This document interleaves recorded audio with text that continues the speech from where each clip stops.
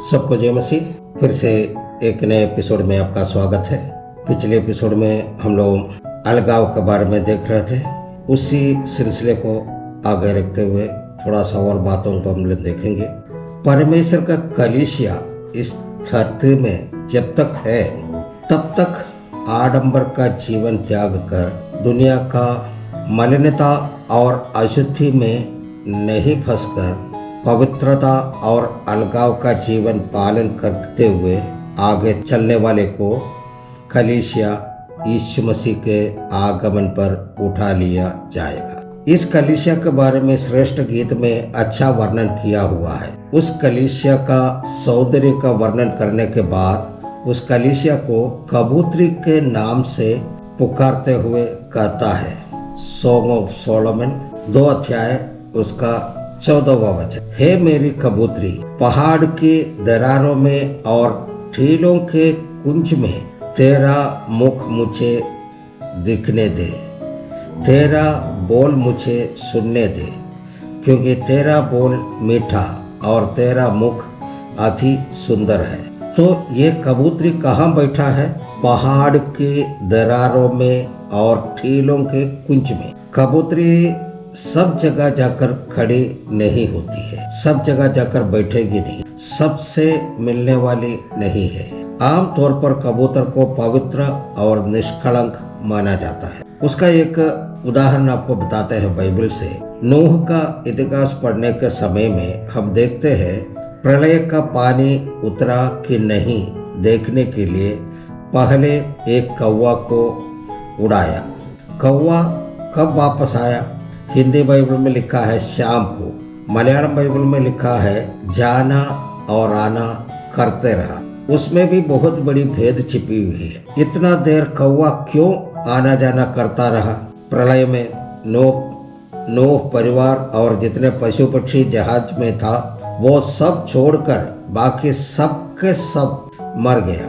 मनुष्यों का और जानवरों का लाश सड़कर फूला हुआ अवस्था में पानी को ऊपर तैर रहा है। कौवा को बैठने के लिए बहुत सा जगह और खाने के लिए बहुत साधन मिल रहे थे, इसलिए आता जाता रहा।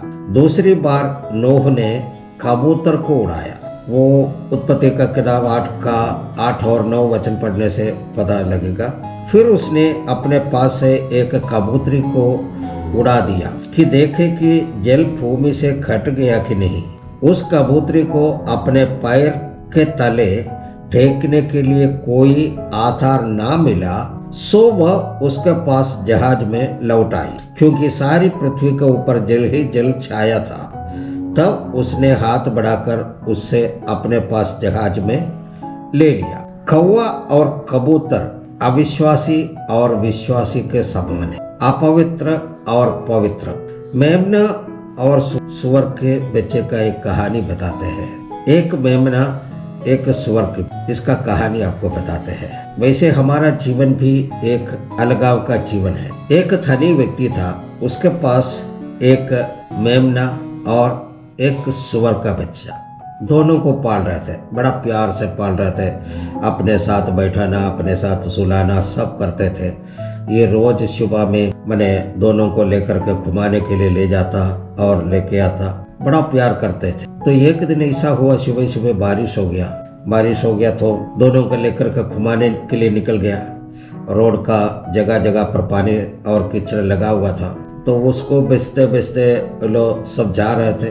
तो एक जगह ऐसा हुआ कि एक गड्ढा में दूसरा एक गाड़ी पार्क कर रहे थे। उसी का छक्का लगने से वो कीचड़ वाला पानी जो मेमने का शरीर में लग गया। वो चिल्लाना शुरू कर दिया, चिल्लाना तो बंद नहीं हो रहा थे। तो वो कीचड़ का पानी सुअर का बच्चे के ऊपर भी गिरा, मेमने के ऊपर भी गिरा, लेकिन सुअर का बच्चा कुछ नहीं मैंने प्रतिक्रिया किया, लेकिन मेमना चिल्लाते जा रहा था। तो फिर आखिर में ये आदमी मेमना को ले जा करके थोड़ा सा पानी रखा हुआ था, उसी में उसको धोया, सब कुछ साफ किया, तब इसका रोना बंद हो गया। और फिर ये लोग आगे बढ़ रहा थे। बढ़ते बढ़ते देखा कि वो बहुत बड़ा गड्ढा है, वहाँ पर पानी है जमा हुआ है। तो पार करने के लिए मैंने ये लोग पैदल चलते जा रहा तीनों, सुअर का बच्चा, मेमना का बच्चा और ये आदमी चल रहा थे। मेमना का बच्चा उसको पार नहीं कर रहा था और सुअर का बच्चा आराम से पार हो गया और मेमना को उठाते हुए मेमना को उस पार कर दिया। उस पार करने के बाद देख रहा है कि ये सुअर का बच्चा वापस आकर के उस कीचड़ में खेलना शुरू कर दिया।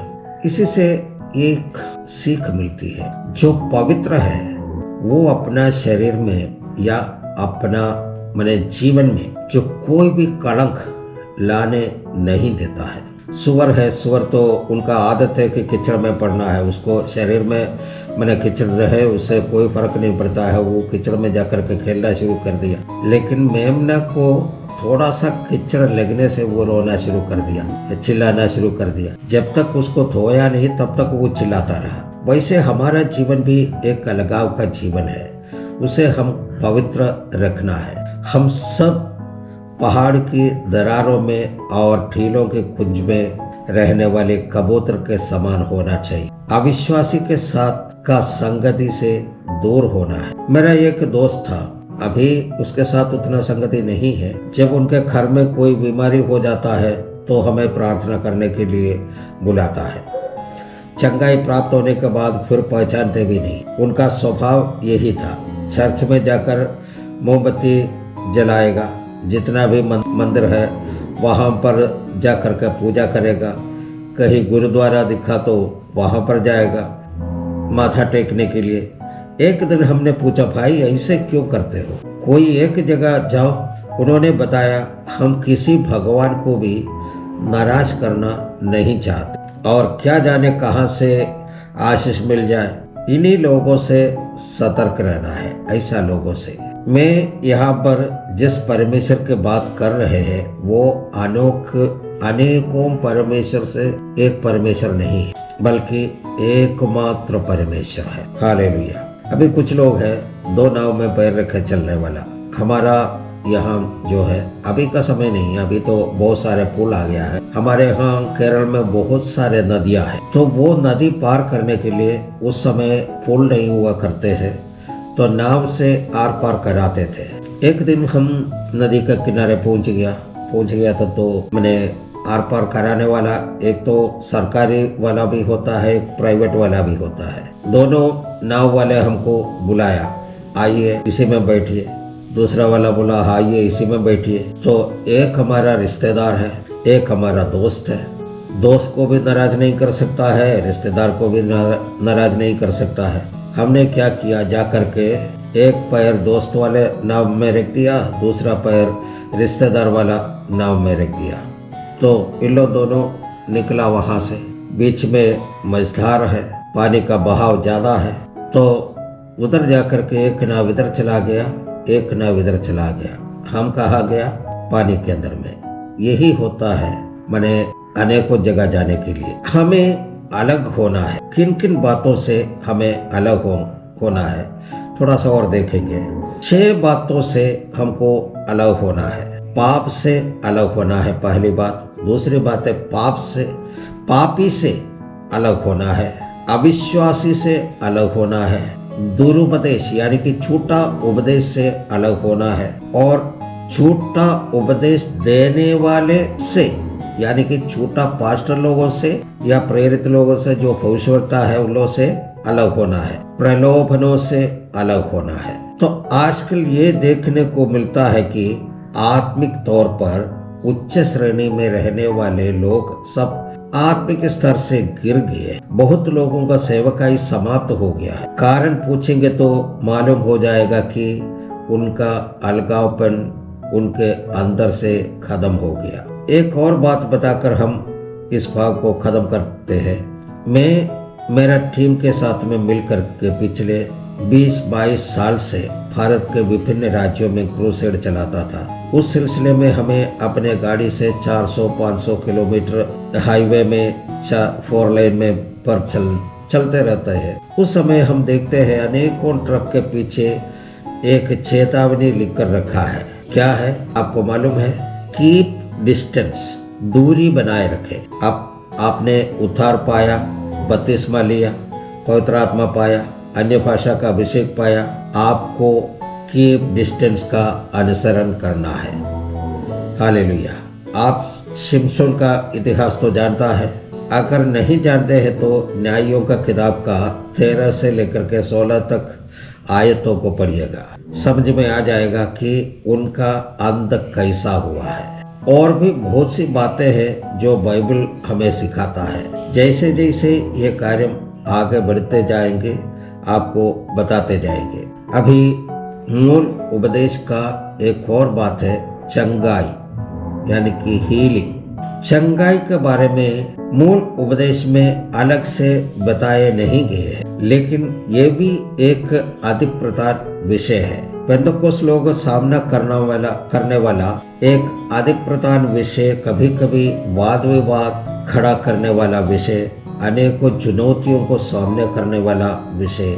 मुझे ऐसे लगा कि इस विषय भी इसी में जुड़ना चाहिए, क्योंकि इस विषय पर ज़्यादातर कोई क्लास नहीं करते हैं, क्लास देता नहीं। चंगाई के बारे में जब बात करते हैं तो हमारा पेंटकोस्ट विभाग में भी किसी किसी को अच्छा नहीं लगता है। चंगाई सब पहले हुआ करता था, अभी कहाँ किसी का चंगाई होता है। बात सही है। हो सकता आप में से कोई ये नहीं सोचा होगा कि हम विश्वास करते हैं कि आप सब आत्मा में परिपक्व है, क्योंकि चंगाई मिलता है, इसका हमारा जीवन से अनुभव है। हमको अनुभव है, इसलिए चंगाई तो मिलता है। एक सच्ची घटना बताते हुए हम इस विषय में आ जाते हैं। मैं जिस कलीसिया का सदस्य था, उस कलीसिया में घटित हुआ एक घटना है। करीब 45 साल पहले फिलिप नाम का एक 25 साल का नौजवान पास्टर का